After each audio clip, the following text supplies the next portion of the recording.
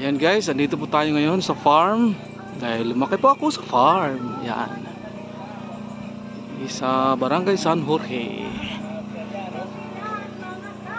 Romulo Integrated Farm. Royalito Luz.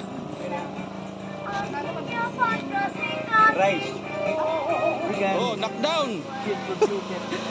Yan talaga ang laki sa farm. Ang tanglad. Oo. Grasa sinis ang tinula daw. Nadagko ang kanda. Yan. Yan, mas mako ang idagko nga unog.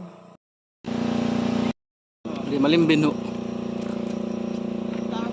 Ang kadaan nga prutas. Oh, ngayon guys, ang dulce kurumpot ng tawagon sa amsad to. Oo nga panahon. May na pinakadulce na mo. Nakaprutas.